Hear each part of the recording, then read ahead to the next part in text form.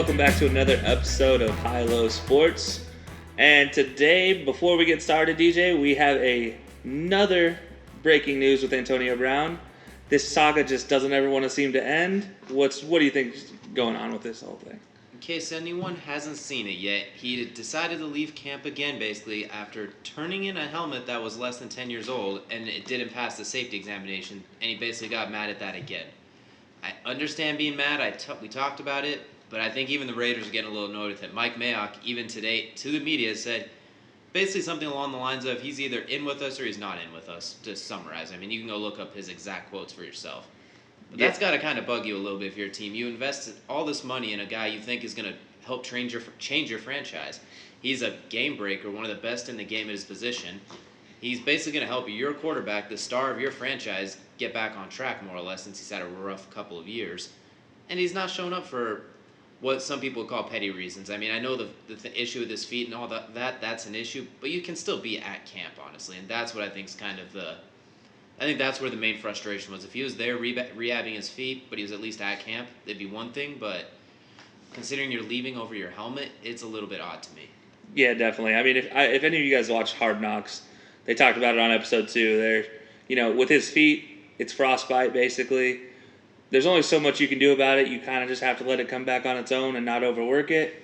But you can still do stuff on it, And they talked about the dead skin and disappearing, but this helmet thing, I personally don't get it. I mean, I'm a guy that changed helmets a bunch, but he does have the support of John Gruden through all things. John Gruden came out and said, he is still our guy until proven otherwise. He's under contract with the Raiders still, so it's not like all is going to go to not just. I just want him to figure this out. The league is better with Antonio Brown in it. It's smart by John Gruden, too, because what do you gain by saying Antonio Brown's pissing us off? Because deep in his heart, he's probably thinking, where is this mother fudger we traded for? Yeah. But by supporting him in the media, that's good on all parts, basically, because argument against him is going to do the team no good. It's probably just going to get AB off, basically separate him from the team even more. So really good on John Gruden's part. For all the slack he gets, he does a pretty good job when it comes to organizing things like that, like talking to the media, what he releases, what he doesn't, except with his quarterback, Derek Carr. But everything else he does a pretty decent job of. Yeah, he is definitely a really good people person. But so, back to what was promised for the episode. We are going to continue our top 5 rankings.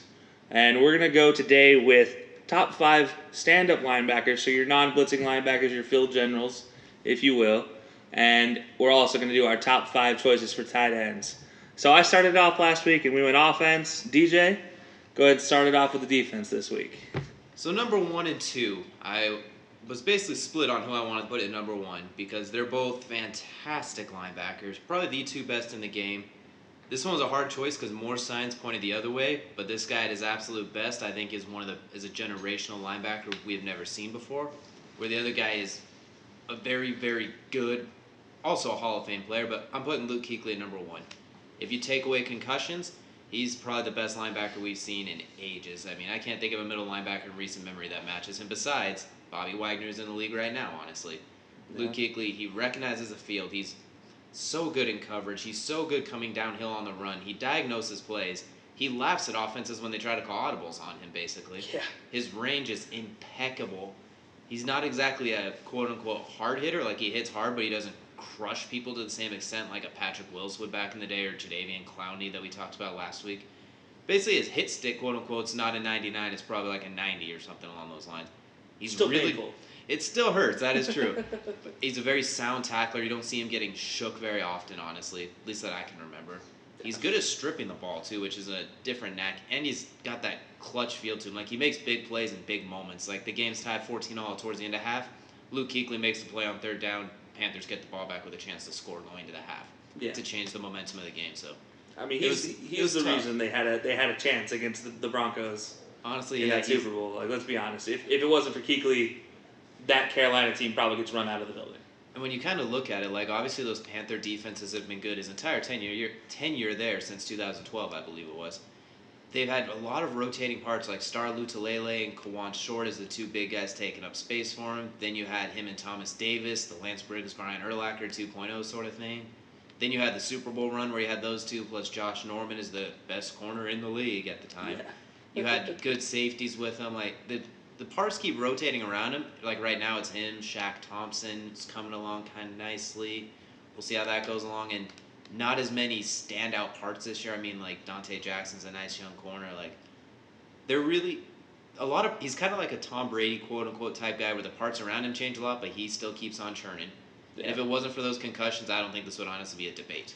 Yeah, no, exactly. I think you're spot on with that. I mean, it is probably the hardest choice we have on any positional ranking the top 1 and 2 linebackers in the league because they are that way. You know, you just never know. And I think you're right. I think if it wasn't for his concussions, I don't think there's any debate. He might be the greatest linebacker we've ever seen. I mean, maybe a Brian Urlacher type that can kind of compete with him as far as guys that cover, stop the run, do everything. Like, obviously, there's better run-stopping guys in the older days. Like, you look at Mike Singletary, guys like that. They come downhill. They probably come downhill a little better than he does.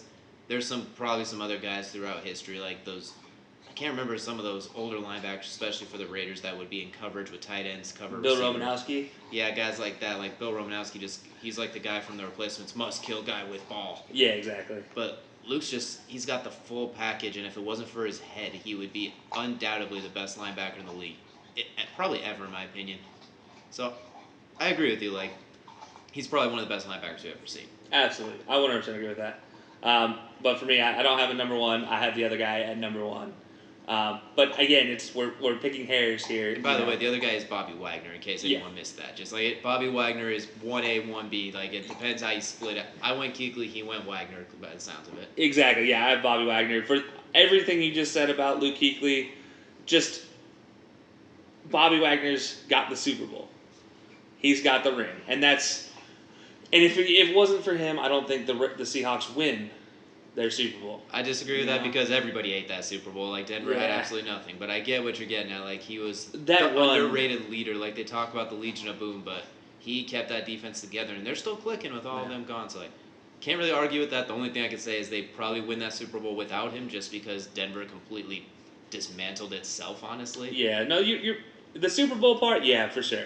That lead up to the Super Bowl, though, I think that's him leading up. You know, that is him leading that defense. That I don't think that play with Sherman and Crabtree in the end zone happens if it's not for Bobby Wagner making big plays to shut down a run game for San Francisco leading up to that. Since you did talk about that game, I will mention one guy who would be on this list if it wasn't for the devastating knee injury he had in that game, Navarro Bowman. And just in that game alone, the play that's basically can personify his career is that strip while his knee basically gets ripped in half. Exactly. That dude was that dude was basically Luke Kuechly and Bobby Wagner combined, just until that knee injury he's kind of dropped off, unfortunately. Him and Patrick Willis, my goodness, what a duo. That's what I was going to say. That duo on the other side of the field is, if they were still playing today and they were as healthy as they were that day, they're on this list. Guaranteed. Like Patrick, unfortunately, I think it was a toe injury, kind of ended his career a little abruptly. Yeah, it started with ankles and then toes and then, a little knee nagging thing and then finished. I think that turf toe just... Because he was such an athletic beast, and I don't want to say dependent on his athleticism, but that's what made him different, is he would see the play and he'd get there faster than any linebacker in the history of the game, arguably. At least ones that know where they're going. There's been some faster guys that just run in circles, but... Yeah. I think those injuries just caught up to him and diminished his ability to be super special, and that's kind of when he decided to call it quits. That and, obviously, injuries add up really quickly. Oh, yeah. And the same with Navarro Bowman. I mean, they even took Patrick Willis off the field for passing downs. That tells you how good Navarro Bowman was in his heyday. Exactly. So, just wanted to mention that, but, I can't argue with Bobby. I think Bobby's a little bit better in, run defense, just, coming downhill to kill the ball carrier. Where I like Luke Kuechly in pass coverage just a little bit more, guarding guys like the Gronkowskis, the Kelseys, the tight ends, guys that we're actually going to talk about a little bit later, ironically. I'd prefer him to match up with these guys in a man-on-man situation, where I'd prefer Bobby Wagner coming downhill to go find Todd Gurley, for example, more or less. Yeah, I do think Todd Gurley, but they do face off twice a year, Bobby Wagner and Todd Gurley do. So, that is usually Todd Gurley's worst games of his season when he has them, if he has them. But, yeah, I agree. I think Bobby Wagner is a better run defender just because once he gets going downhill, it's a freight train. I mean, you talk about Luke Kuechly's hit stick. I think Bobby Wagner's hit stick is probably the 99 hit stick. At least not like a 95 or something like that. Plus, Bobby's zone coverage is pretty much unmatched, honestly, too. So that's obviously not saying he can't cover. I'm just saying I like Luke Kuechly a little bit better, sitting back, diagnosing the play, and killing a slight bit better. We're splitting 9.5s and 10s at this point. Like, we're talking about a 99 and a 98 overall player, basically, at this point, just depending on which point which way you deal the point. Exactly. So, all right, so you have Kuechly at 1, Bobby at 2. And you have Bobby at 1, and I'm guessing Kuechly at 2. Kuechly at 2. So what do you got going for 3? Number 3, we talked about zone coverage with Bobby Wagner. This is probably the only guy that is better than him when it comes to covering zone and diagnosing play. I got Deion Jones from Atlanta. Unfortunately, the injuries have kind of mitigated him the last year or so, but going to that Super Bowl run they had a couple years ago, everything after that, he's an A version of Bobby Wagner, basically, where Bobby Wagner's an A+. He's fast, he's strong, he hits hard, he covers anybody in the league, honestly. Like, good luck getting by him or catching the ball in his zone. Yeah. The catch on him is he's a little short. I mean, like, you could probably throw it over him. Like, maybe the bigger linemen, if they get on him, can kind of maul over the top of him unless he gets really, really good leverage. But other than that, I mean, there's nothing really to say about Deion Jones other than he's fantastic. He's basically a notch below these other two, in my opinion. Yeah, and I think I agree. I laugh because he's also my number 3 guy. Again, just in case, listeners, you don't know this already, we talked about it last week. We make these lists separate, and we don't talk about them until the recording of the podcast. So this goes to tell you, these 3 are obviously the top 3. Yeah, you're kind of ruining it by not putting some random Auburn guy up there. You're kind of ruining our list right now, sir. We'll get to it. We'll get to it once we get, running backs, maybe later on in this list we'll get to it. But no, I agree with Deion Jones. I think he's hurt most, honestly, just by he's on that Atlanta defense. I mean, you look at that Atlanta defense, there is no pass rush, really. Tack McKinley is their pass rusher. Brady Jarrett when he's getting there, Vic Beasley, they have a pass rush, but last year everybody was on the injury reserve list. It's hard to do. And then the year before, they were coming off that Super Bowl hangover where everyone struggled. So yeah, I think this year is Atlanta's time to bounce back, and I think we're going to see Deion Jones reestablish himself as, hey, I'm an A player too. I'm an A linebacker. Don't forget about it either. Yeah, no, you're 100% correct again. All right, so far, 1 through 3, we pretty much the same. Obviously, I flipped Luke Kuechly, Bobby Wagner. But I think going beyond this, we're probably going to have some different choices. I'm really hoping, because I have some weird choices going beyond that. So go ahead. What's your number 4? I hope they're different. Otherwise, we might as well just throw this out the way because it's supposed to be comparing lists. Otherwise, we're both just saying, yeah, you are really smart. And that's not really fun to... Number 4, a little bit of bias, but a little bit of, oh my God, he led the league in tackles as a rookie, Darius Leonard. The man's... We talked about it a lot when we were doing the top 100 thing. Get this man on the list. He's probably the best tackler in the league, arguably. If not, he's the best at getting them. He's mastered the Charles Tillman fist punch. Looking back at his highlights, he forced, I think it was 8 forced fumbles, and maybe 9 if you include the playoffs, something like that. Anytime he's coming in from the side, he just makes a face like screw it, and throws a right hook like he should be in the UFC, basically. Yeah. He's really pretty good in coverage. He doesn't get a lot of picks, but if you look back at that second game, Houston and Indy, I remember watching this one because I was dumbfounded how this worked. Basically, Indy is not the smartest defense sometimes, even though it works. Darius Leonard was lined up on DeAndre Hopkins in the slot on, I think it was 3rd and 4 or 4th and 4. Darius Leonard covered him and tipped the ball away when they tried to throw a slant to Hopkins. Like, obviously, you don't want Leonard guarding Travis Kelce, for example. Like in that playoff game, Travis Kelce ate all over them because they played that zone and backed way off, and Patty and Travis picked him apart. But Darius Leonard's only going to get better, too. I mean, what can't he do? He had 7 sacks as well, too. He can even come off the edge. He had 18 tackles in a game, 20 tackles in a game. Like, he's the ultimate tackling machine. What's a linebacker's primary job? Tackle the guy with the ball. And nobody does it better than him in the league right now. No. For some reason, he gets shafted on every list, every ranking, every Pro Bowl voting. So I'm putting him here number 4. It might be a little premature after 16 games of work, or I guess 18 if you include the playoffs. But he deserves it. He's done everything you could possibly want. I mean, we talk about Patrick Mahomes' quote-unquote rookie season, or his first year starting. Darius Leonard's first year starting, he was the best linebacker in football last year, if you look at it numbers-wise. Yeah.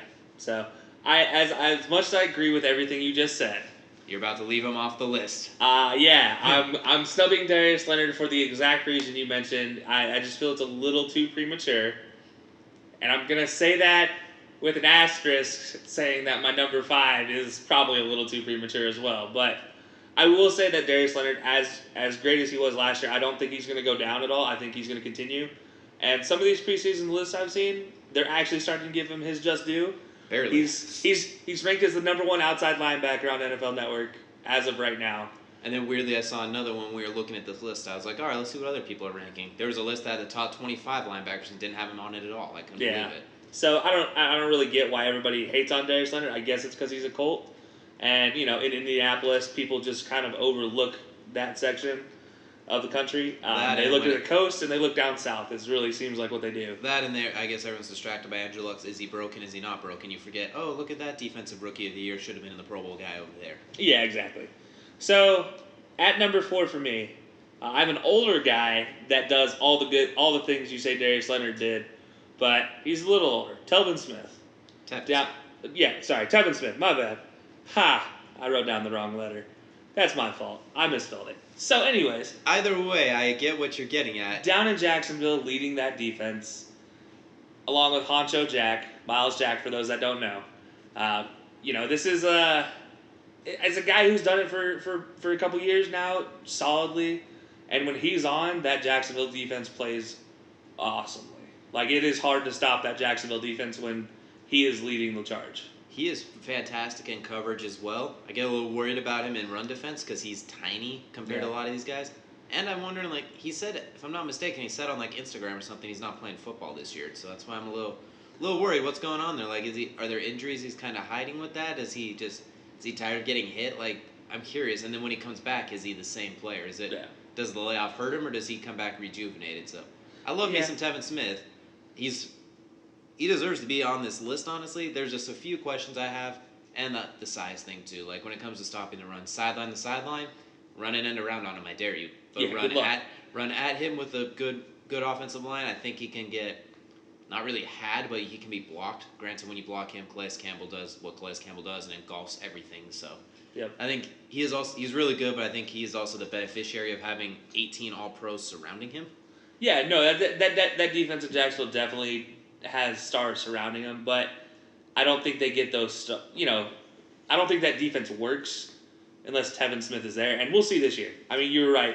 They were basing this list off of if there were no injuries and people were to play based off rosters currently. So we're gonna find out we're gonna find out because if Jacksonville defense falls off even more than last year, it's oh god, get Tevin Smith back. We're gonna recognize really quickly. Exactly. So that's why I have him on the list. I just think he's done it for long enough. And he gets overlooked in Jacksonville. I mean, if you look at linebackers, everybody's like, oh, Jacksonville. Jalen Ramsey, that's all anybody cares about for any position on defense. Because Jalen won't shut up. Exactly. So, you got Tevin Smith there. That's my pick for number 4. So what about you? Who do you got to round out your list? Number 5. Number 5, very similar. Everything you said about Tevin, just on a different part of the Florida coastline. Levante David out of Tampa Bay. He has been in the league, I think, since 2012, 2013, 2011, somewhere in that area. I don't remember his exact draft class. All he's done is be a tackling machine, be a force of nature in coverage, be an all-pro player that kind of gets overlooked because Tampa Bay just sucks, unfortunately. And drafting Jameis Winston kind of set that franchise back ages, unfortunately, for them. He's fantastic. He's a little small at 6'1", 6'2", but he smacks people. He gets at least a hit stick a game, it seems like. He's always covering the best. Honestly, he could probably cover the best receiver better than most of his defensive backs can. Yeah, especially in Miami. Yeah. His range is fantastic. He reads the offensive line cues and comes downhill when it's needed. You don't really see him get fooled with play action. Oh, God, he's supposed to guard that tight end, and he's 50 yards away from him. Oh, no. It's more of, oh, wow, this Tampa Bay defense sucks. That guy's 50 yards away from everybody. Yeah. But just watching the film, watching the game, I see Levante David. He flashes all the time. He's the guy where you stick him on Indy, for example, next to Darius Leonard. Oh boy, good luck, everybody. Stick him on the Cowboys next to Jalen Smith and Leighton Van Der Esch. Oh my God, everybody. Heck, stick him on the Patriots where they will scheme around him. Good luck. He's about to be the defensive player of the year. Put him in Jacksonville with Tevin Smith, those kind of guys. He can basically eat on any team, and he still does. His problem is he's surrounded by, I don't want to say bad players, but they were a pretty all-time bad defense for a while there. Yeah, no, that is actually a really good pick. He's another guy that just gets overlooked because of his team. That's another one. They look at the offensive side, they look at Jameis. Yeah, they look at Jameis's police record and Ryan Fitzmagic 8.5 quarters of brilliance every year before he Yeah. turns back into Fitzpatrick. Before the clock strikes midnight and he turns back into a pumpkin. Basically, yeah, that's a pretty solid Disney analogy there. But anyway. All right, so for me, number 5, as I said, I have an asterisk next to the reason why I didn't put Darius Leonard on the list, because for me, I have another guy that's on this, Leighton Vander Esch. So that's my choice for that one. You and everyone else definitely likes them some Leighton. Like, he's got a lot of love, and I understand why. He's a beast, especially coming downhill, and he looks like Thad Castle. You can't go wrong with that. Yeah, plus he's a Cowboy, and I'm a little biased.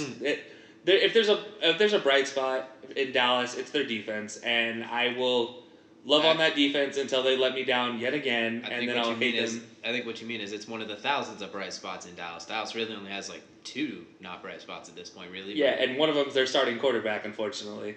But that's a subject for a different time. Well, there goes my tease, but go ahead and continue. Yes. But no, yeah. So I got Leighton there. All the things you said about Darius Leonard, plus just the pass defense for him. I feel like just defending against the pass, he's kind of a Luke Kuechly miniature version. Like he's growing into that type of a player. I think he's good at rallying to the ball. He's one of the best. It's like, oh, ball must kill, and he goes after it. I think carting tight ends down the field, he needs some work clearly. I think they use Jalen Smith more in that role a little bit too. But I know what you mean. Well, when you have a guy at linebacker who runs, a 4.6 with a broken knee, like... And then Sean Lee as well, who's one of the best covered linebackers when his knee's not shattered into pieces. Yeah, and that's something that Leighton Vander Esch has an advantage of that a guy like Darius Leonard doesn't. Is he gets to shadow under Sean Lee, and he has a guy next to him in Jalen Smith that's gonna be an all-time good one to watch. Like that duo might be the next up. Like we don't know yet if they both get to stick around and get paid, assuming Dak doesn't take $50 million and Zeke doesn't take 30. So we'll see how that gets played out. But exactly. So but that's my choice for number 5. So obviously, I broke my own rule for sticking it up there. 16 games of experience, 17, but still. I have to put him up there.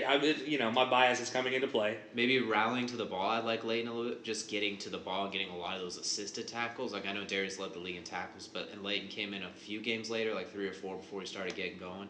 So I like Leighton rallying to the ball, always being a part of the pile. I like Darius's ability to force takeaways and change the game with the forced fumbles, the picks, and the sacks. But as far as just, like, purely going and killing guy with ball, Leighton's one of the better ones at it too. Like he's very good downhill and then running sideline. Like you run a screen here, or you run a flat route or slant curl flat combo. He finds himself in the middle of every play. So that is one thing he does very, very well. No one can argue. Exactly. So that just wrap that up. So for your list, your top 5, we got Luke Kuechly, Bobby Wagner, Deion Jones, Levante David, or Darius Leonard, then Levante David. That rounds out your top 5. For me, I got Bobby, Luke Kuechly, Deion Jones, Tevin Smith, and then Leighton to round out my top 5. Do you have an honorable mention? I know I do, but go ahead and start with you. Honorable mention from just outside your top list? There's a few guys. One of them is your boy Jalen Smith. I think he's on the rise too. Another guy I wanted to mention who I think gets a little bit overlooked just because he had a slow start to the season last year with the holdout and everything. I think Roquan Smith's going to be that dude one day. I think out of all these guys we mentioned, like all the young linebackers with Darius and Leighton and Jalen and all those guys like the sub-26 linebackers, which are looking fantastic, by the way, he might be the best in just pure coverage, honestly. He flies across the field. I think he could be Levante David or Deion Jones 2.0. He can blitz a little bit. I just think that holdout and not starting the first few weeks kind of slowed him a little bit. But he came on strong towards the end of the year. Some of those plays he made, like against the Rams when they shut that offense down. Yeah. Plus, there's just something about him. Every team he's on, that defense just elevates. I know Khalil Mack was the big reason this defense went from 15 to top 5 or whatever it was. But Roquan's a culture changer too. I think he's going to be that next great Bears middle linebacker. Maybe next year he becomes a Pro Bowl player, but after that, look out for Roquan Smith.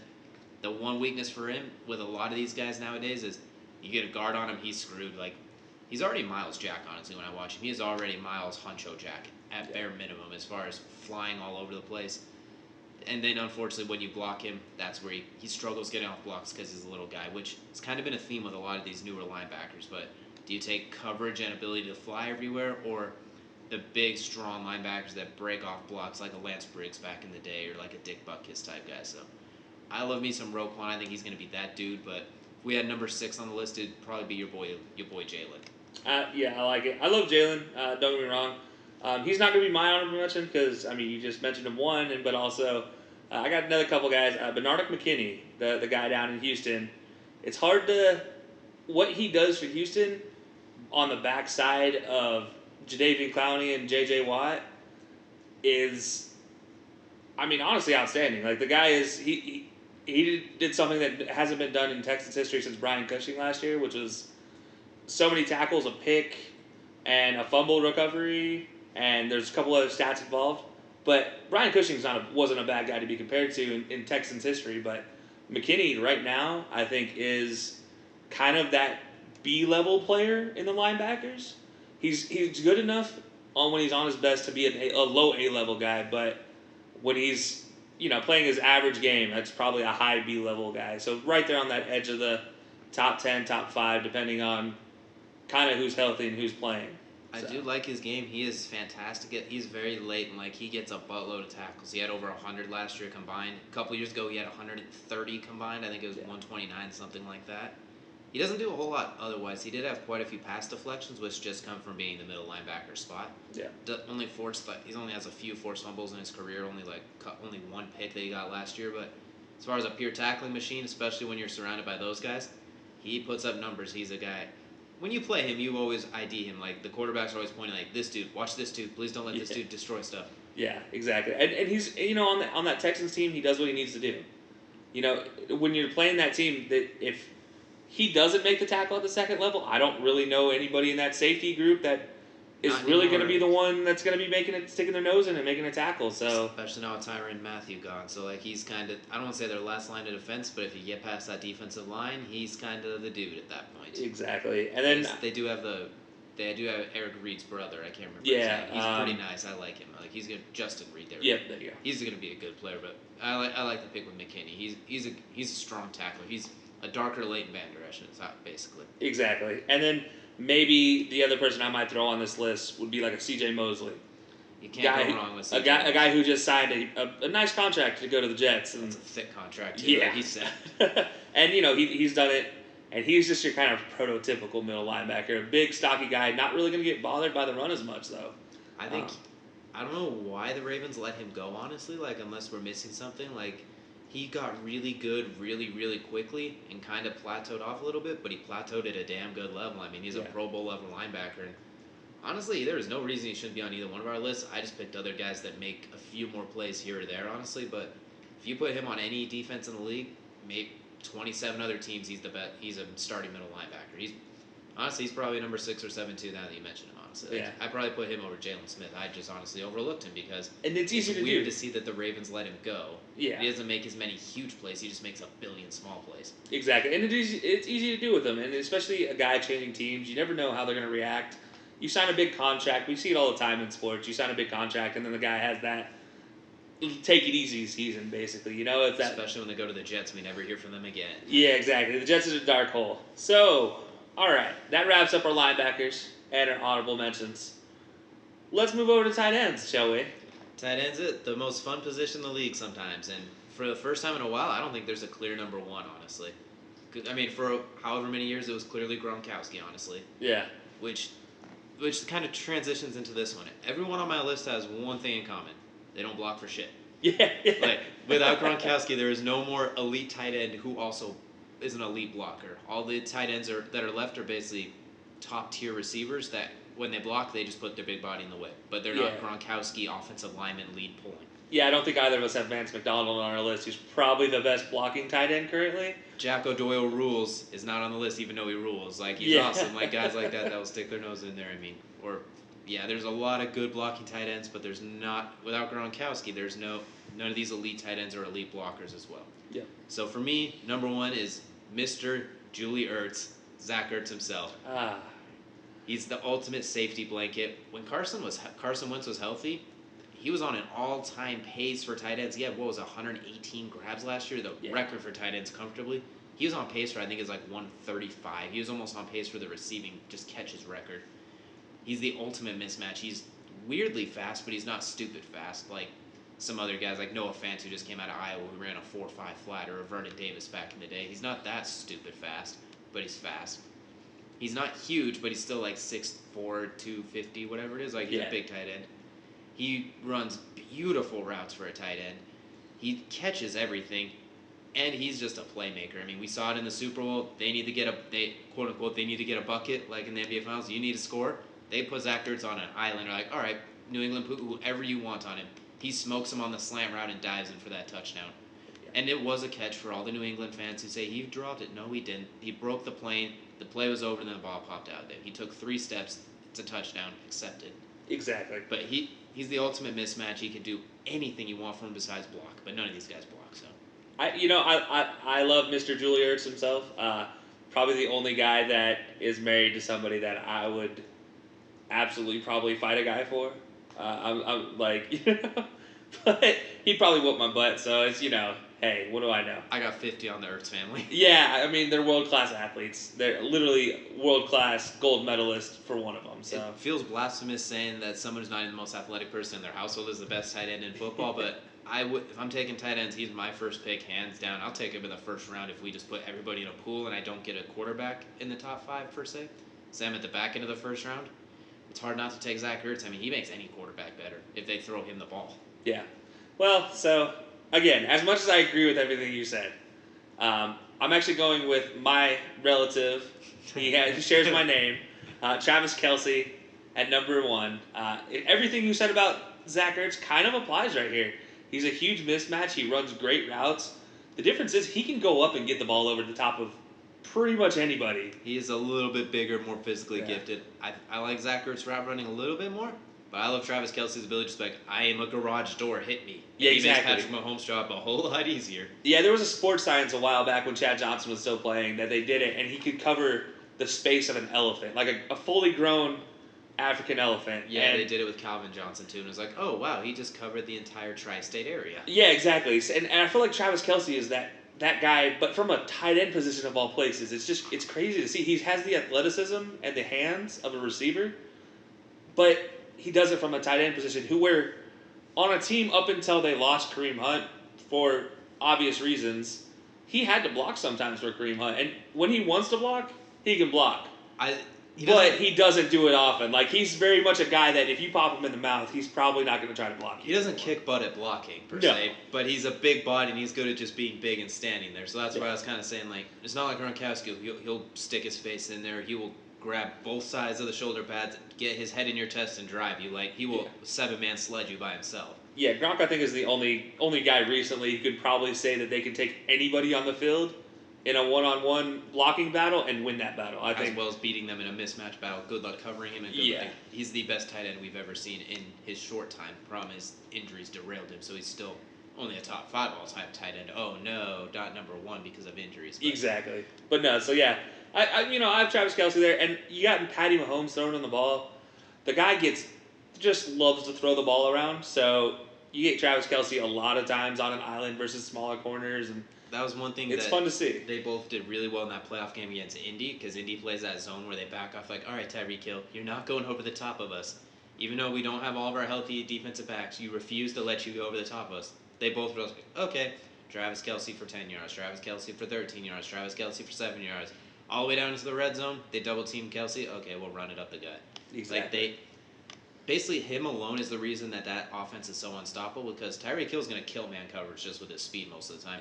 Travis Kelce will let you kill zone just because he'll find the open spot and get open. Or if he's covered, he'll just basically sit on someone's head and catch the ball either way. So yeah, it's hard to argue with Travis Kelce. I mean, he's Travis Kelce. Well, I look at that team, and when they had Kareem Hunt, they had Tyreek Hill running the tops off of defense, and you have Travis Kelce there. I think you pull out Travis Kelce, that offense completely shuts down. But you saw they got rid of Kareem Hunt, and they still kept rolling. They definitely slowed down a lot, if Tyreek Hill was hurt, that team could still get going. I feel like he's just so crucial to what Andy Reid likes to do. Andy Reid's always loved his tight ends. He definitely keeps them on schedule. Like, I think they'd still be a perennially good offense without him, just because Patty's that good and they have all the weapons. But I think he gives them, like we talked about in that Colts game, the ability to slow the game down and pick teams apart. I think against New England's like, you know what, you will not beat us with Kelce. And that's why it took them, they were basically shut out for half. And then like, oh, okay, screw it, Tyreek Hill will be down there somewhere. Yeah. Then that's when they started opening things up, and that's when the game changed. But I think if you want to stop them, you do have to stop Kelsey. We agree with that. Like, Oh, yeah. you can kind of let. Like, Tyreek Hill can beat you deep, but he's not going to beat you deep every single play, most likely. Like, it's hard to connect on a 50-yard bomb every single play. Granted, they seem like they do it all the time. But Yeah, I feel like it's once a quarter, once a drive, they attempt a 50-yard. And they're going to do that. Go but over the top. If you can take Travis out of the game, your odds are so much greater because he just moves the chains. Like, nothing negative to say about Travis Kelce, really whatsoever. I like Zach Ertz's overall game a little bit better, but once again, Travis Kelce, for me, is my number 2 tight end. I'll just go and jump ahead to it because I think we're already kind of at that point.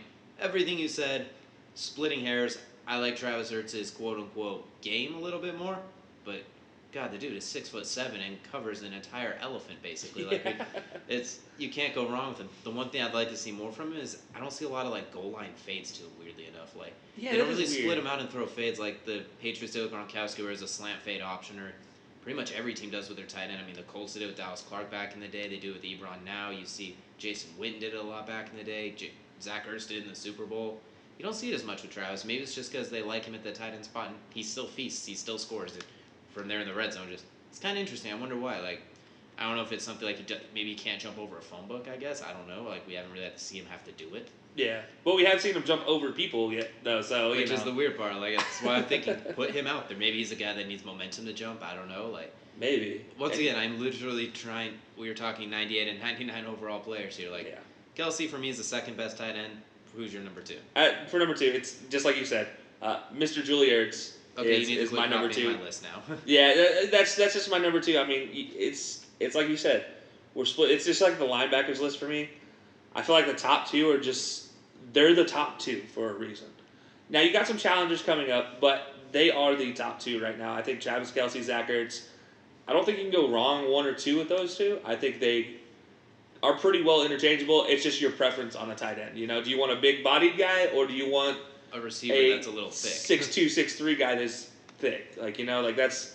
Well, I guess he's probably 6'4", but yeah. He's a big boy. He's just not as. No one's as big as Travis Kelce. So I mean, I know what you're saying. But yeah, so I mean, obviously that's my choice for number 2. All right, who do you got at number 3? Number 3, I'm worried we're gonna have the same thing again. I got the Iowa Hawkeye himself, George Kittle, who came out of nowhere and turned into the best, probably the most athletic receiving tight end we've seen in a while. I mean, against Denver, he had 200-something yards in the first half. He runs away from everybody. He gets wide open. Those guys like Bobby Wagner, we talked about those linebackers, they can't even cover him. Yeah. He's the fastest tight end on this list for me, at least. He is by far the fastest of the guys I have listed. Yeah. He catches the ball cleanly. Like, you can tell he's a natural. He's like a receiver who just got a little too darn heavy, basically, is what it seems like. Like, he's a pretty good-sized guy, even coming out of Iowa. Like, even at Iowa, he's pretty good, but he wasn't like this. Like, even the people who saw him play coming up through the ranks, the scouts, the Iowa Hawkeye coaches, no one saw this coming in with Kyle Shanahan coaching him, Jimmy Garoppolo coming back healthy. I think he's in for an equally big year. It's going to be a doozy to watch him. He's probably... I don't want to say the smallest because he's still like 6'5", 250, like all these other. But he's a lot more wiry looking. He's not as thick. He's not built like a brick, what house like Travis Kelce or even Zach Ertz, who's a little wide. But if I saw him walking on the street, I would not assume he would be a tight end. I would just assume he was a heavier receiver or a former linebacker, like something like that. Yeah, like not one of the top 3 tight ends in the league and runs away from Chris Harris Jr. and guys like that. Yeah. And then last year, who was throwing in the ball and he still ate on everybody. I mean, insert perennial backup here. It was literally the Larry Fitzgerald conversation we had for years, and the DeAndre Hopkins comment for years. That was basically him after the first 3 weeks last year when Jimmy went down. It was like, oh, okay. Nate Mullins, I think it was, who had a few good moments. Yeah. C.J. Beathard, ironically, another Iowa quarterback. I mean, like, there's a weird connection of people throwing to him, yet it always worked. There he was, always open, always scoring touchdowns. I think he finished with 5, and he had like 90 snags, 1,300, almost 1,400 yards. That dude's a stud. He's kind of goofy looking. He kind of has a Joker look to him, honestly. Yeah. Like, he looks evil. And like watching some of his like sound bites from the Top 100 and stuff, he's kind of a goofy dude, but when it comes game time, I don't want any part of him. I'm not covering him. Yeah, he's a different animal on the field, and he's on my list, but he's not my number 3. I do have Ebron at number 3, and really the reason I have Ebron on number 3 is I've always thought he was always athletically gifted enough. He his issues are always been the drops. If he had actual hands, he would be the best tight end in football. The problem is he's trying to catch it with nubs. Exactly. And, I do look at Ebron and that Andrew Luck tandem, and I feel like that's the perfect tight end for Andrew Luck. It's kind of how Dallas Clark and Peyton Manning worked out. You take Dallas Clark and put him on any other team when he's coming up, you probably don't get the same Dallas Clark. He's probably not the fringe Hall of Fame level he was playing at, but I know what you're saying. Yeah, and so, we saw Ebron with Matt Stafford, who is a great quarterback. Fantastic quarterback, honestly, but he just couldn't get it done with him. And he just kept – drops were his big thing, and so they, the Lions and all their issues in the front office aside, they just pulled him out. They just wouldn't put him in, situations where he could score. And he couldn't block either, like everyone else on this list, so he couldn't contribute elsewhere, honestly. Exactly. He's turned into an acceptable blocker like the rest of these guys. Like, he's not a revolving door necessarily. Like, he tries at least. Like, he'll at least, at the very least, stand in the way of somebody trying to run through him and keep him somewhat at bay. Like, he's try to set a basketball pick, and then he will roll to the flat, basically. Exactly. But no, I think as far as, we talk about that Indianapolis Colts receiving core, it's a lot of small guys. Ebron is that big body that you can sit out wide and you can actually run that fade type route with that fade slant option with him. That is one thing they did. They split him out, ran him on corners. Like, Luck loves throwing to tight ends. I mean, we saw it with Kobe Fleener, Jack Doyle now. Dwayne Allen, Dwayne Allen had almost 10 touchdowns in a season with Andrew Luck, and Dwayne Allen kind of sucks, honestly. Yeah. If his biggest problem was he's never healthy. And he drops the ball like Ebron, and he doesn't run as fast as Ebron. He's kind of slow. What he did well is he blocked, and he basically would get kind of open when no one's watching him. Exactly. And then Jack Doyle rules. We talked about him. He threw one. I think they had 5 tight ends catch touchdowns last year. So yeah, I'm gonna talk more about Ebron because he's on my list at a different spot too. But everything you said about Ebron's kind of true, honestly. I mean, there's not a whole lot wrong. It's a good pick, honestly. Like, at number 3, that's a good spot. And the only reason I don't have Kittle here, he is on my list, but the only reason I don't have Kittle here is I do worry because he, as you said, he came out of nowhere. I want to see him sustain it because that tight end role, we've seen it like Austin Hooper, great for one whole season, but now he's kind of like, he's just an auxiliary piece in Atlanta, now he's just really blocking. I will say, the two things on that is they have a lot more weapons in Atlanta where San Fran doesn't. And Steve Sarkisian, as the offensive coordinator there, he ran that offense basically into the dirt after Shanahan left. How can you misuse Julio Jones? I mean, geez, how do you not get that man into touchdowns? What are you doing? And then that begs the question, is it a Kyle Shanahan thing? Which is a good question. But is it George Kittle being that good? And that's why we didn't see hesitant. Austin Hooper do this, though. Yeah, no, I'm hesitant to put him at 3, but he is a top 5 tight end in my opinion. Fair enough. Who do you have at number 4 then? So number 4 for me is Greg Olsen. Old seasoned reliable. Old reliable, probably the best blocker on this list.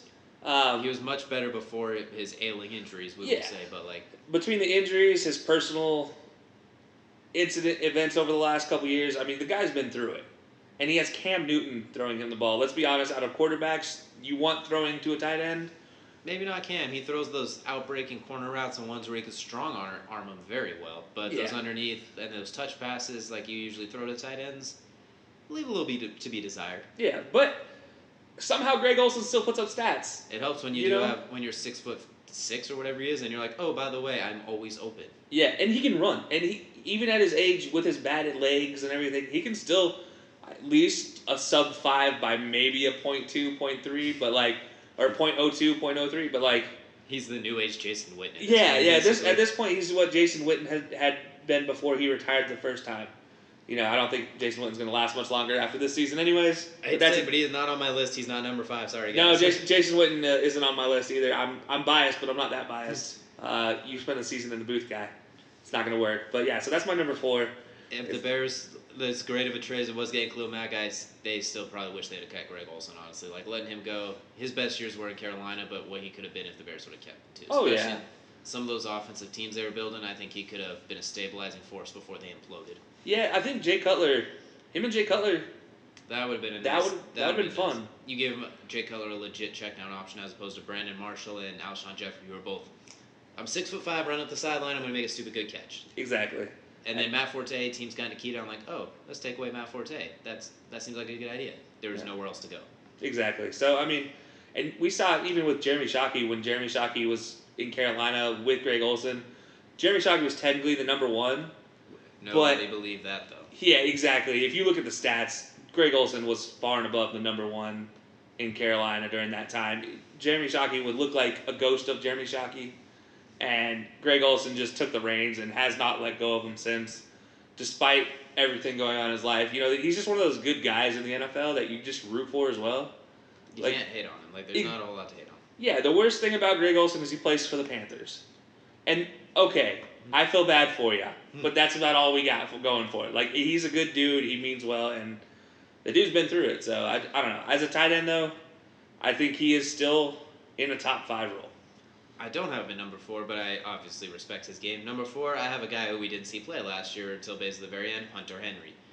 When he's healthy, when he's good, he was George Kittle before George Kittle with a little less inflated stats because of that San Diego/LA. I'm still calling him San Diego because it's still broken that they're in LA. Yeah, I agree. They have so many weapons, and Philip Rivers is an equal opportunist feaster, basically. He will throw to literally anybody. If he feels they are open, he will shock put that ball to them. It could be the towel boy wearing a jersey on the field at the wrong time. He's going to throw him the ball. They don't even have to be wearing a towel boy. They don't have to be wearing a jersey. They could just have any sort of Chargers logo on. He's like, that's my guy. Yep. He will hit him. Oh, he's open. I'm throwing him the ball with my weird shot put arm. And he hits everybody. They've had Antonio Gates. He will throw to anyone. And Hunter Henry's a mismatch. He's really fast. He's probably the smallest tight end on this list, if I'm not mistaken. He's not the tallest. He's not the biggest. He's always open. You could tell he was a receiver at some point in his life before he got bigger and was a tight end. Oh, yeah. He's tall, but he's not quite as thick as the other guys. I guess he is 6'6". He's lengthy, kind of up there with Travis Kelce, but he doesn't look as broad. He doesn't look. I think that he doesn't look like an offensive lineman who can run like Travis Kelce does, for example, or Gronkowski. He's a little more wiry, kind of the Kittle build. I think him and George Kittle are kind of splitting hairs. The only thing is Kittle's, I think, a little bit better running with the ball, where Hunter Henry might be a little bit better route running. So I kind of have them 3A, 3B, 3B, 3A. And Kittle played last year with literally nobody around him, where Hunter Henry didn't play, and the Chargers were a Super Bowl contender, like a lot of people sleeper pick going into it. Yeah. Rightfully so. Until they ran into the New England buzzsaw. And honestly, I'll be honest, I forgot about Hunter Henry when I was making my list. So Stephen A. Smith didn't forget about him so much. He had said he was playing in a game when he was injured. So so it's one of those things I just completely spaced out about Hunter Henry even existing at one point in time. But yeah, I do agree with everything. He's probably number 6 on my. If I were to keep my list going, he'd be about 6 or 7 on my list for sure. So you can't go wrong. He's just an ultimate receiving tight end who doesn't block. He's the perfect guy to follow up Antonio Gates in San Diego/LA because I'm like you. I cannot stop calling him San Diego, but I do think he'd be the perfect guy to follow up that Antonio Gates precedent because he is that big body that can run. So. If he stays healthy and they figure out the Melvin Gordon thing, this offense could be pretty filthy coming in this year. Of all things, knock on wood, stay healthy.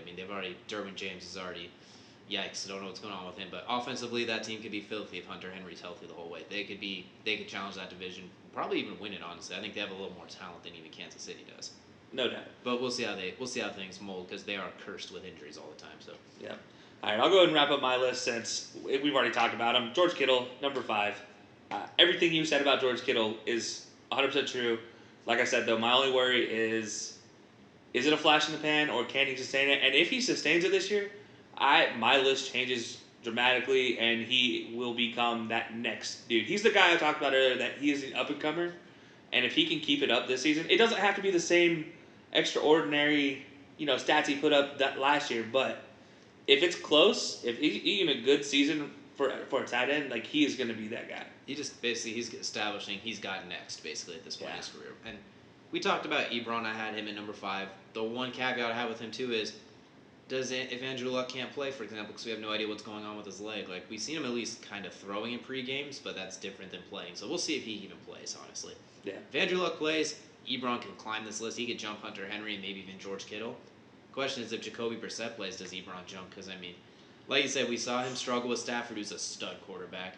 But we've seen Andrew Luck thrive with any tight end. If they have tight end listed on their roster, they will score touchdowns with him. Yeah, I think, like I said, Jack O'Doyle rules, Mo Alley Cox, Eric Ebron, 2 other guys I can't even remember their names scored touchdowns as tight ends. Eric Swope, the former basketball player who can't even make a team. Yeah. He's Luck and tight ends just click. It's like Drew Brees and Antonio Gates were, and then Drew Brees and Jimmy Graham, and Drew Brees and any receiver who's over 6'3", basically like Mike Thomas and Marcus Colson. Like, there's something about those big body guys. And Andrew Luck's like, oh, I can just throw my touch pass in every vicinity because he's got really good ball placement. He just doesn't necessarily have the rocket to throw like a slant to a smaller receiver or something, if you know what I'm saying. Yeah. But when it comes to throwing the ball up the seams, he has good ball placement for a tight end to just high point it. Exactly. And those corner routes, the fades they do to Ebron, plus some end arounds to Ebron sometimes. I mean, Yeah, that's the weirdest. I wonder if it's just something that Indy just puts into their playbook for Ebron. I don't really get it, but that is one of those weird things that I saw last year. That's just like, let's run an end around to our tight end. It reminded me that when New England had the 2 tight ends set up with Hernandez and Gronkowski, and they'd run the running back sometimes too. Yeah, Like, yeah, and they'd run that little pitch under to Hernandez, the like the triple option pitch under. Yeah. It was the weirdest thing, but it worked, and I mean, I can't hate on something if it works. And Indy might be trying to do that this year if O'Doyle can stay healthy. I know I keep calling him O'Doyle when his name's Jack Doyle, but Yeah. Billy Madison has affected my outlook to say the word Doyle. Sorry, but anyway. No Adam Sandler reference will ever be met with anger on this podcast. I will say that. Any Adam Sandler reference after 2008, we'll talk. But everything before that is fine. Yeah, anyway, moving forward. So that's why I have him at 5. Just if Andrew Luck was healthy and there's no questions, I might honestly put him above Hunter Henry, and he might be fighting with George Kittle for the spot. I'm just truly curious, is he a product of Andrew Luck? Because, like you said, we saw him struggle with another really good quarterback. And then Tom Manning, as the tight ends coach for the Colts last year, who went back to Iowa State as an offensive coordinator. He's a fantastic tight end coach. I mean, maybe he was the reason Ebron changed, and maybe with him gone, they struggle regardless of who his quarterback is. You never know. Yeah. And those drops, I mean, if he just made the diamond, squeezed the ball, if he caught the ball even like It reminded 90, me. like 10% more, he'd be so good. His stats would be more inflated if he just had better hands. It's crazy because when he came out of college, we're talking about a dude that made a catch behind his back and through his legs at one point in time. Like, I think that was Hakeem Nicks, but I know what you're getting at. oh yeah, Hakeem Nicks did the behind the back, but it was like through his legs, some stupid athletic catch that you're just like, how do you make that? But you drop a simple out route. Like, what? What are you doing, guy? But I don't know. Ebron is just one of those guys that reminds me of T.O. at the end of T.O.'s career when his hands didn't work, and so he literally would just have to like scoop catch it with his arms. He couldn't even really catch it with his hands. He basically had to catch it like a punt. But Yeah, that's kind of what I'm worried that Ebron is dealing with. But we'll see with Ebron. For me, I have him higher ranked, but that's just I think he plateaus at that point. I don't think he gets better. So it'll be a fun season. Like I'm curious to see how all these guys play. And I want to see some of these matchups. I want to see Kuechly guarding Travis Kelce. I want to see Zach Ertz and Bobby Wagner collide. Like I'm excited for these matchups. That's kind of why we pair these teams together. We pair up guys that'll go against each other, like pass rush and O-line. So this will be a fun one. I'm excited. Yeah. These are the ones that basically make or break a lot of these games, especially these 5 tight ends. They are their safety outlets for these quarterbacks. I mean, oh yeah. Carson Wentz and Zach Ertz, I swear they are telepathic sometimes with each other when they're both healthy and on. God, Philly has so many ways to score touchdowns this year with Deshaun Jackson, Alshon Jeffrey, Miles Sanders, Jordan Howard, Carson. Zach Ertz could lead the league in touchdown catches this year very easily, and that Philly offense, if everything clicks, could be scary good. Yeah. And then same with the Chiefs. The Chiefs offense, Yeah, no comments. We're just gonna leave them alone because they do what they do. It's Andy Reid leading that offense. Patty Mahomes with his arm is just enough said about them. Yeah, honestly. We already saw it last year. That dude's arm is a gem. It needs to be framed. But so that wraps up our top 5 linebackers and tight ends. So just to recap, DJ, go ahead, give us your top 5 linebackers and tight ends, all in order. So tight ends, we got Mr. Julie Ertz at the top, Travis Kelce, George Kittle, Hunter Henry, Eric Ebron. Linebackers, we got Luke Kuechly, Bobby Wagner, Deion Jones, Darius Leonard, Levante David. Fantastic group. All 10 of these guys are basically perennial Pro Bowlers, if possible, basically, assuming nobody gets snubbed, Darius Leonard. Yeah. And for me, I got, top 5 tight ends, Travis Kelce, Mr. Julie Ertz, Eric Ebron, Greg Olsen, George Kittle, and top 5 linebackers, Bobby, Luke Kuechly, Deion Jones, Tevin Smith, and Leighton, rounding out the top 5 for that. And again, you're right. They are perennial Pro Bowlers, and some of these guys are up-and-comers, and some of them, I got Tevin Smith on my list this year, but to be honest, next year, he won't make it because if he doesn't play this year, he doesn't get ranked. Sorry, bud. But we'll see what happens with him, and we'll see exactly what he means to the Jacksonville team this year. He's one that I'm kind of looking forward to seeing what happens if he doesn't play. Exactly. So, but moving on from that, we had some fights last night. Another round of fisticuffs in the books, and it was a good one. It was a good one. It was definitely worth tuning into. Oh yeah, so we'll just cover mostly the main card. I know the undercard was pretty fun, but there wasn't too many knockouts. Just It was a quality undercard, but we were all tuning in for basically the three main fights. That's why everybody was here, honestly. I'm just gonna go ahead and start right off the top. Stipe Miocic, Daniel Cormier, the rematch. Oh, you're just going right to it. Okay, all right. This is basically the winner of this is like, I am the greatest heavyweight of all time. It's kind of hard to argue at any point. I mean, DC never lost a round at heavyweight. Stipe killed everybody besides DC at heavyweight. And this is one we've talked about a lot on this podcast. Who is the greatest heavyweight ever? And I think this was basically that one. Like, these are the two best heavyweights, two of the top 4 fighters in the world today, two of the top 5 fighters we've seen in a while, depending on how just skill sets, everything you put together. DC came out fast and dominant early. He looked so quick. Stipe almost looked bewildered, like watching how fast DC's punches were coming. DC would land like 2 or 3, then Stipe would be like, oh shoot, I should throw back. And DC would just like pull, slip, duck. And that huge slam he had in the first round, my goodness, who doesn't he do that to besides John Jones, really? And even against John, he did kind of slam him like that in their first fight. He's the best at throwing people through the air like they're children. I don't get it. He does. He makes people look like small rag dolls. Like, my God, imagine if he could throw a football like he throws people. He'd make Patrick Mahomes' arm look average, honestly. Yeah, for sure. But then, after dominating arguably the first 3 rounds and winning him, Stipe made an all-time great adjustment. He's like, okay, in case anyone didn't see it, the two have been doing a lot of hand fighting. They'd be kind of stretching their hands out, locking hands. DC's so much faster, he'd use that gauge the range, get inside, land a quick 2-3-piece combo, and get out. Stipe is a much lengthier guy. I think he had like a 10 to 11 inch reach advantage, something ridiculous like that. And he's 7 inches taller. I mean, he's 6'4" compared to 5'10", something along those lines. So what Stipe started doing is, okay, I'm having trouble reaching your head this way. You're putting your hands up like that. He started ripping some of the dirtiest left hooks to the body I've ever heard. The very first one, it sounded like a bat hitting those giant things of meat that you see in like what's it called, like a meat cutlery? Like a meat locker? Yeah, where basically they just had the giant calves or cows hanging from the roof. If you went up and hit one of those with a baseball bat, that's what that first liver shot sounded like. And then Stipe is like, oh, well, this is a lot easier than what I was trying to do. He probably ripped 4 or 5 more of them. And DC noticeably did not like it because his hands involuntarily went down. Then after that, DC throws one, then follows it up with a 1-2 recoil 2, and that's the one that put DC out. That doubling up on the 2 is very underrated in fights because a lot of people, they go left, right, left, right, left, right, or left, left, right. They double up on the lead hand, if anything. You don't see them double up on the power hand. It's a farther recoil, so it's a little easier to see coming. But after he landed that first one, DC was noticeably in trouble and started kind of leaning a little bit, so he would have leaned away from a follow-up jab. Instead, Stipe throws another 2, and that right hand has killed many a heavyweight's dreams. He had like 5 first-round knockouts in a row thanks to that right hand. He kind of fell in love with it.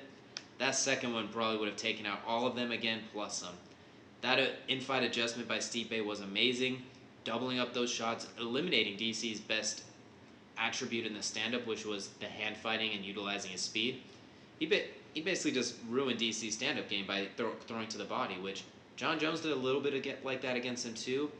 It's kind of one of DC's, I don't want to say holes in his game, because other people have tried to punch him in the body, I guess. Maybe not to the same extent that Stipe did, where he ripped, I think, 6 in a row. It looked like EA Sports UFC 3, where you're just spamming the left hook to the body, and it worked. It almost looked like a broken video game glitch that I yell at people about for using on games because it's not realistic. But I guess now it is. Don't fault my strategy in UFC, okay? All right, I'll at you next time. But anyway, and then and DC didn't really go for takedowns after that. Like, he shot maybe once or twice in rounds 2 through 4, which I thought was kind of weird. He talked about it in the post-fight, how he just kind of deviated, doesn't know why. I think Stipe started to frustrate him too, just because he was hanging around. I think DC thought he was going to put Stipe away again.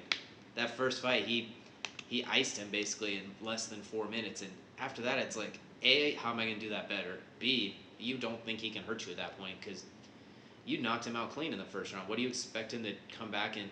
I don't think DC expected this at all. And Stipe has a really, really big head, so I bet he thought, oh, I'm just going to hit that thing at will all night long. It's hard not to want to hit a really big-headed person in the head. As a person who has a large head, I can say that if I were to get into a ring, I know people would aim at my head first. There's other reasons they'd aim it to hit you in the head, but Oh, yeah. I digress. But at the same time, They'd actually meet a heavyweight who could trash talk. That might be. Sorry. Anyways. all right, taking shots at DC before we finish. But anyway, I think Stipe basically just reasserted himself as the top heavyweight of all time. He's got to fight Francis Ngannou next. That rematch will be fun because Francis has killed everybody else in the path. I think he has 3 wins since then, a few knockouts, first round 2. There's nobody else for him to fight besides Stipe. DC, I want him to take a little time off, decide if he even wants to fight again. If he wants Stipe again, I think he make that fight again. Let's just round out this trilogy. Let's just do it for fun. If he wants John Jones again, you got to make the fight, even though I don't want him to fight John again. I think he's just too old, honestly, and the injuries have added up. It's just not a fair fight for him, honestly. Like, even at his absolute best, he was going to struggle with John if he could beat him. Now, I think he's finally old, unfortunately, for him. So, what a doozy of a fight, man. Stipe with the in-fight adjustments.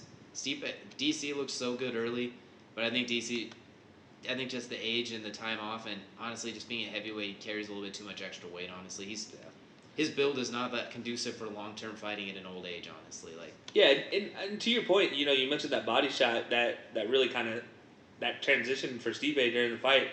It almost looked like, I don't know if DC was even prepared for Stipe to go after the body. He looked a little soft in the body, especially where Stipe was landing that. I feel like that was just.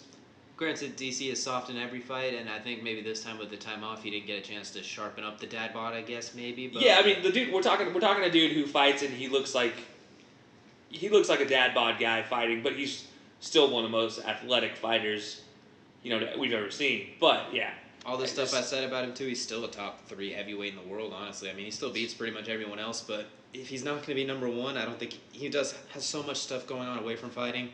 Yeah. I'd say it's probably a good time to hang it up. Stipe, continue your round as the best heavyweight of all time with your second round of being the champion. John Jones, I don't know why you even tweeted saying he was going to cry in the car. You had a 30-minute press conference crying after you got busted for dick pills. So, I mean, it's kind of a weird transition there. But I was just saying, I thought that was kind of weird how you basically make fun of the guy for crying after a fight when you were crying after getting suspended. It's kind of ironic there. We're talking about the same people that. He's the same type of guy that would have made fun of Tim Tebow for crying after winning a national championship or losing a national championship, Anyway, we're not going to talk about John Jones. We're going to move on to the people's main event here. Nate Diaz versus Anthony Pettis. So, Nate Diaz. A real trash talker. God, I love it. The most unintentionally funny guy in the world, arguably. He's Nate Diaz, 3 years off. He started off weirdly, he was pressuring early, but he was kind of slow, a little sluggish. He kind of looked a little sloppy. Some of his shots just looked ugly. Nate Diaz, sloppy? No. He's usually so, they look weird, but I think it's because of the way he has his fists. He almost throws street fighting punches, but they just looks kind of odd early, but towards the end of that round when he started closing the distance with Anthony Pettis, getting on top of him, clinching him, that's when he tuned it up. He talked about thinking, oh, it's a 3-round fight. I'm used to 5-round fights. I could turn it up early. And he kind of blew his wad early a little bit and had to get that second win. But boy, in rounds 2 and 3, he put it on Anthony Pettis. We talked about it in the preview where if he can pressure Pettis, he's going to not run through him, but Pettis does not deal well with pressure. It's showed his whole career. He needs space to operate. And Nate said, nope, none of that space for you. And he mauled him up close. He arguably finished him in that one sequence. Pettis did a good job just hanging on, but that could have been a TKO almost any other time, and it would have been a fair call. And then on the ground, Nate Diaz dominated Anthony Pettis, who's really, really good on the ground. Nate Diaz is back. He dominated. His ground game is probably one of the best in that division, if not the best, besides maybe Damian Maia. Maybe Ben Askren, who's really good at taking down and controlling, but I think Nate Diaz's overall ground game with transitions, attacks, splitting hairs, depending on what you like, but that dude's a stud. He called out George Masvidal, which nobody expected, but I loved it. That is a fighter's fight. That is two dudes that don't give a fudge. They weren't really trash talk leading up to it. They're just going to spend the whole time it's kill or be killed, that's what's up. It's basically going to be the whole lead up for both of them, and they even kind of both talked about it afterwards, yeah, I just kind of want to fight him because he's dope. Yeah. He's been around for a long time, and he's awesome. He's been around, so I think you got to make that fight. I mean, why not? The output, the explosions, that's the fight to make. And that's a fight made for YouTube and Twitter. I mean, George Masvidal started his career fighting on the Kimbo Slice backyard brawls, and Nate Diaz, you could tell he fights anywhere, anytime. He's fighting in a backyard right now if someone tries to take his joint.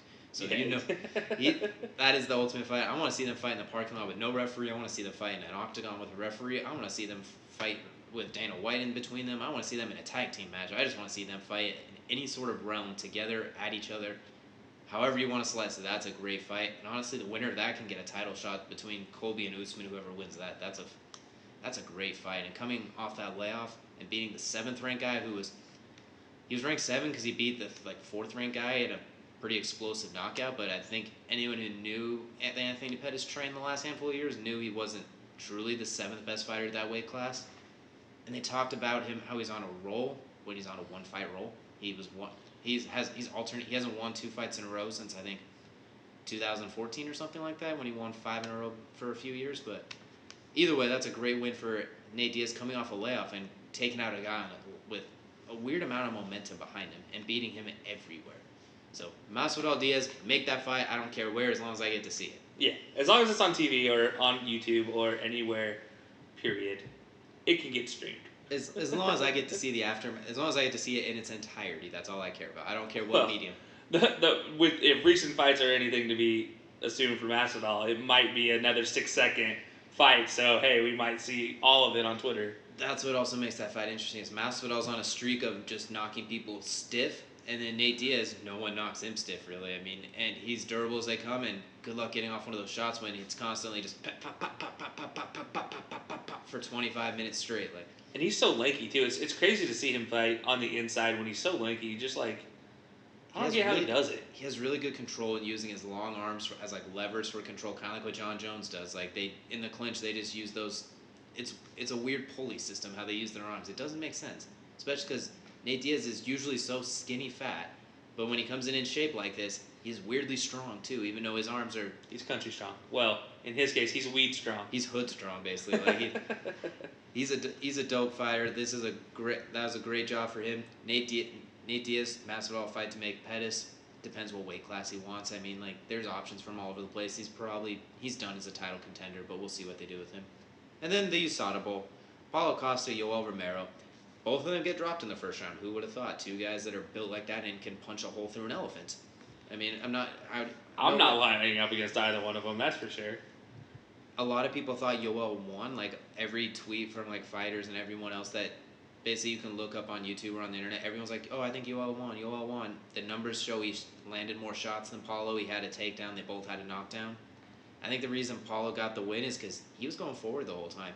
He did not take a step back until that 3rd round, really. Romero did his lackadaisical da-di-da-di-da-di-da-di-da-di-da-di. Oh my god, explosion! Which is fantastic when it works and you get a finish. Anderson Silva made a career out of that where you just kind of lay around for a minute, then explode and kill somebody. Yoel is one of the best at exploding and destroying people. I mean, his knockout highlight reel is stupid. It's terrifying. It's one of the best on YouTube, I can tell you. I mean, that flying knee that Masvidal landed, he did that to Chris Weidman back in, I think, 2016, and didn't land quite as viciously and didn't kill Chris Weidman quite like Ben Askren did, or in the amount of time. But when you don't land those explosive shots, it looks like you're getting pushed backwards the whole time. And stats, I don't think judges always go off of stats. It's kind of weird with judging. They either go exclusively on stats, and it's like, what are you doing? Or they ignore stats altogether and just what they see. And what you look like is, first round is Paulo Costa pushing forward. They both got a knockdown. Costa had full control. I think that was fair. Round 2 was what the fudge happened. I mean, Yoel got a late takedown, if I'm not mistaken, but I don't know. I mean, that's a 50-50 round, depending on what your preference is. Round 3 was all Yoel Romero, because Costa was just he was kind of taunting him back. Like, they were taunting each other, but Paulo wasn't doing anything. It was weird. But he was pushing forward again, so I think this one they just went aggressive guy wins. He looked like he just wanted to fight. Like, he just wanted to get the W, and that was all he cared about. Paulo wanted them to both be stuck in a phone book and just trade hooks, basically. And Yoel Romero wanted to dance around, be goofy, and then land some weird spinny explosive stuff and kill him. I mean, Yoel didn't lose, and Paulo maybe didn't win. They both kind of just fought to where nobody's a loser. I think Yoel doesn't drop in the rankings. Paulo jumps up, so they're like 1 and 2 again. Paulo, you give the next title shot to after those Whitaker and Adesanya fight. Yoel could have him fight anybody realistically. I mean, he's not going to drop. He's not going to go up. Just have him fight anyone. He's still not too far from the title. I'd love to see him go up a weight class. That would be fun. Just some of the matchups you could find up there. That could be fun. But I don't know. It was USADA Bowl did not disappoint other than the fact that they were both standing at the end of it. That was kind of a surprise. Yeah. I mean, that's definitely one of those fights that I think, looking back on it, if it ends in a draw, like a split decision draw, that's okay. I think if it's a draw, that's what a lot of people would have been like, well, okay, like, I don't know. I thought it was just a good fight all around. Like, Yeah. you can't really hate Paulo for winning, but at the same time, I see what they're talking about with Romero winning. Like, it's just the fight game's weird. It's interesting. I sometimes wish if there was no decisive winner after round 3, they'd have a sudden death round. Whoever wins this round wins. First one to fall to the ground wins. Well, let's not get that CTE serious now. I just mean, like, we'll have one more round of fighting. If you take him down and lay on him the whole time, you win the fight. I don't know. Just look, if we had Antonio Brown's opinion in this, he'd be all for it, obviously. as long as he got to wear his helmet, that's all that matters. That's true. All right, so any other thoughts on that fight or upcoming fights coming up? Because that does kind of wrap up the main card, and we did see some really awesome fights last night. It was a doozy. It pretty much lived up to expectations, especially those top 3 fights. I think the only thing that was missing is Costa or Romero getting knocked out. That's the only thing we needed, really.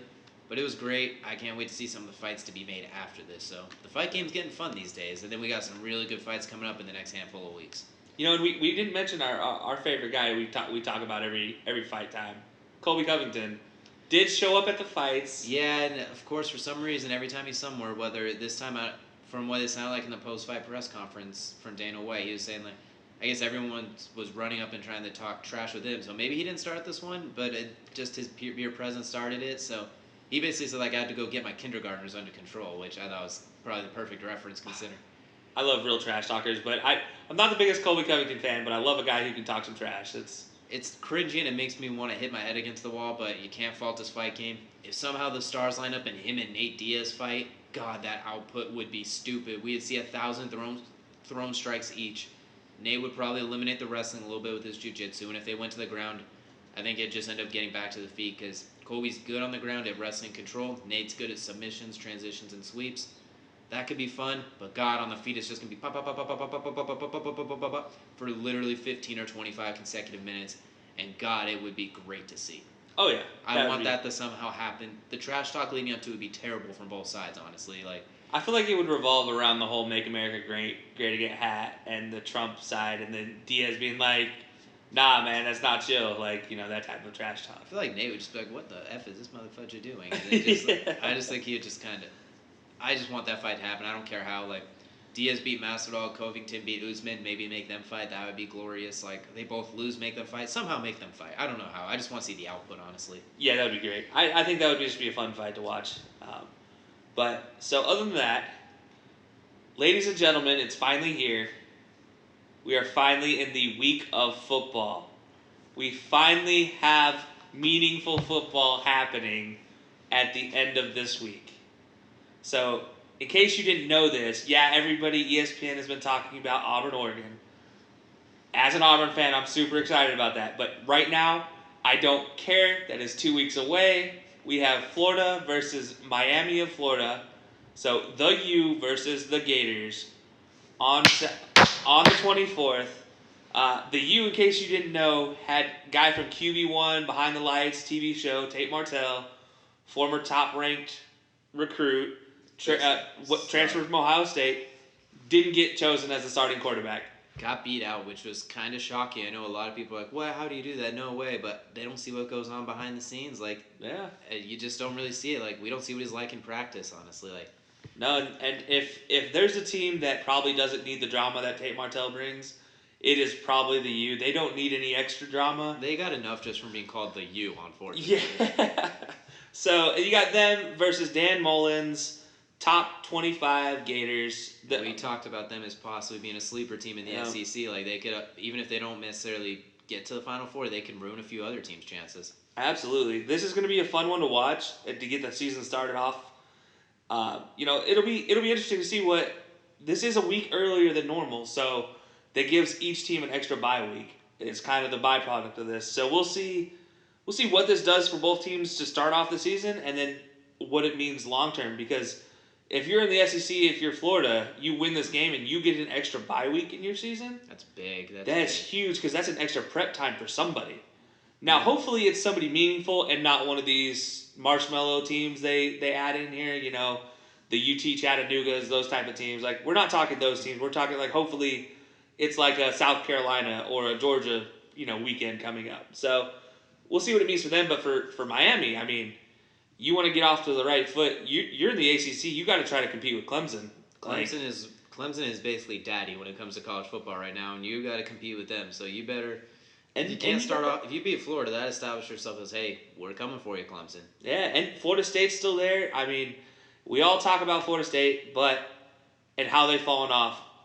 I don't expect much from them this season, but I will say they're just like Florida. Even if they're not in it, they can ruin some chances at a playoff. So it'll be a fun one to start us off with. Following that, we got Hawaii versus Arizona.